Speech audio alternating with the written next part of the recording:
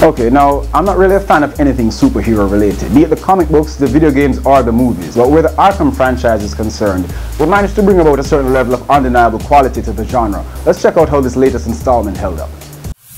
The following is brought to you by Straight Games for all your new and used games and accessories.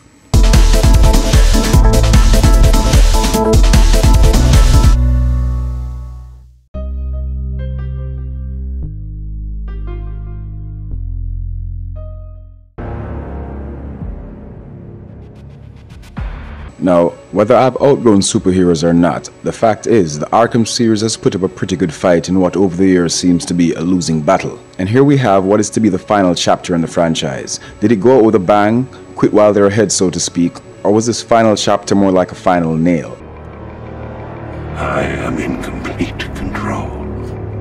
First, let's talk story. Now, the story in a nutshell goes like this. A scarecrow has come up with yet another scheme to take over Gotham and kill the big bad bat. And he's also rounded up a few old friends to help him out, along with the mysterious Arkham Knight. But here's a problem that has been plaguing this franchise and others like it for decades. The done-to-death superhero stories and cliches. We'll stop Scarecrow. Now, as I play through this and witness this story unfold, all I'm seeing is more of the same, and more of the same stupidity, I might add. It's the same old story. These angry bunch of guys have band together yet again with another diabolical scheme to terrorize Gotham and all its inhabitants. They come up with a plan, approach and execute it with the utmost confidence. Batman jumps in the same way he's been doing for probably nearly a century and foils everyone's plans, and these fools never get any smarter. And now that the Arkham Knight has joined the fray, he proves that even new blood makes the same silly mistakes. They talk, give Batman all the hints, clues and time till he figures out a way to take them all down one by one. And Batman, of course, being the moron he is, does similar by allowing all these genocidal mass murderers to live and try again another day. Won't do you any good. Scarecrow's gonna break you. You are going down, Batman. Hold him steady. I've said this dozens of times, but I'll say it again.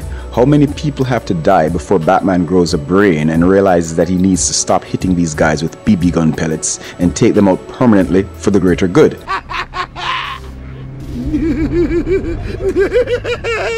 Those cliches will never allow that to happen, unfortunately. Look at this. They even found a way to bring the Joker back.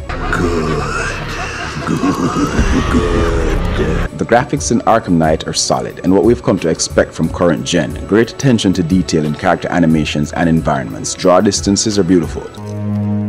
This isn't your fault, Jim. Of course it is. The voice acting is what it is. I can't say it's not good, as it is, but only in an unintentional, comical superhero kind of way. You see, once you reach to the place where I'm at, that place where you've outgrown the superhero, men in tights and everything that comes with them stage, you'll start looking at everything superhero related differently.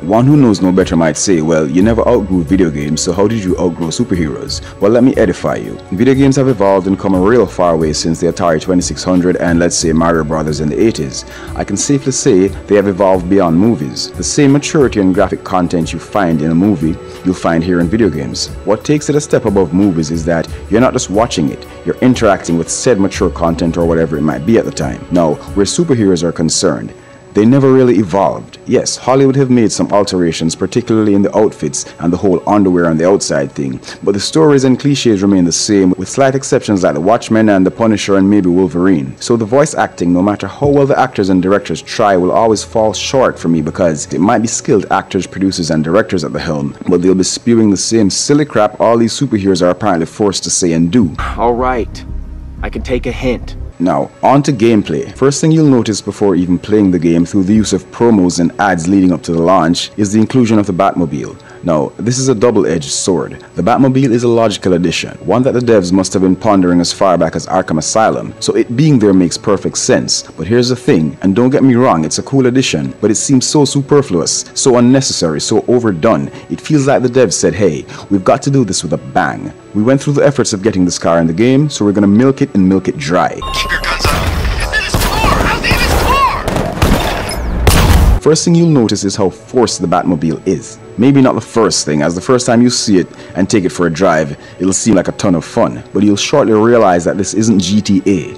You have this amazing car in an open world game, but it's a whole lot easier to traverse the city of Gotham old school Spider-Man style like you've been doing for the past 3 games and wasting time in the Batmobile. That's when it's clear how the devs forced it in. They created these specific scenarios that can only be completed through its use, like pulling down walls, fighting these drone tanks, and some really out of place platforming. I've never once played Arkham Knight and without being forced to do so say, you know what, let me use the Batmobile to make this easier, because that time never comes. The Batmobile was forced into the game, and with its odd controls and repetitive must-use scenarios, I'm going to have to give the devs a point for effort and immediately deduct another for mediocre, uncreative execution. Jim, tell your men they can resume their patrols. Now, the Batmobile isn't the only thing that hits you with repetition. Rocksteady did make an effort to keep this game as interesting and engaging as they could, but with some of the flaws I just mentioned, made it harder to appreciate.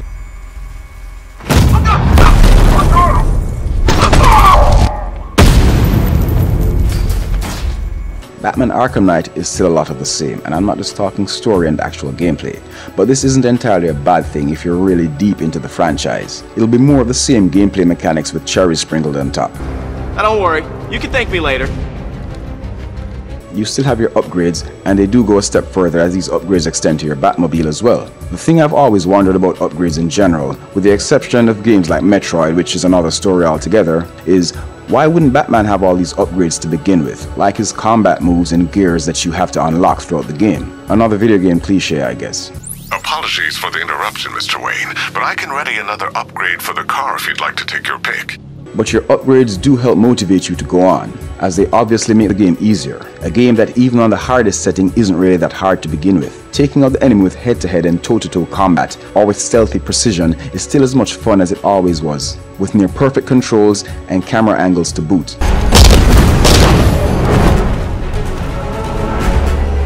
There are times, many times actually, when the action takes a backseat to some good old-fashioned puzzle solving. These puzzles are never too difficult, so they never really break the momentum of the story and the pace of the game. They do, however, feel like some thought was put into them.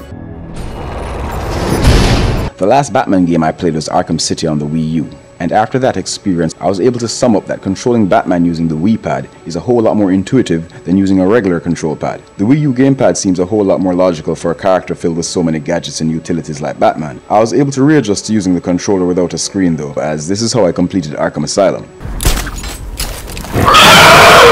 While going through the story, you're given certain options as to which missions you'd like to take on next. I'm always pleased with this level of flexibility as I'm not a completionist. I rather not stray off the beaten path. So when the Riddler tells me Catwoman's life depends on me playing his incredibly foolish games, I immediately conclude that this broad is on her own. Unless at some point, however, I become bored of the main story. That's right, I'm not into side quests. Too many games, too little time. Something's changed.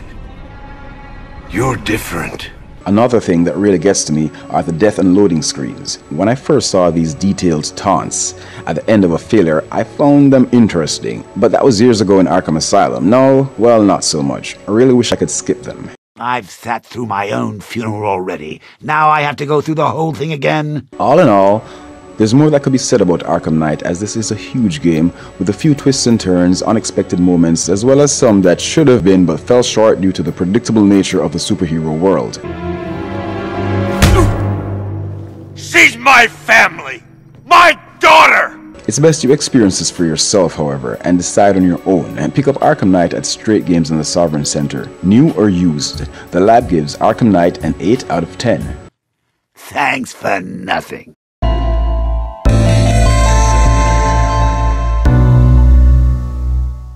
After the break, we check out what went down at CPC Round 4. Then later, we take a look at the Call of Duty Black Ops 3 beta.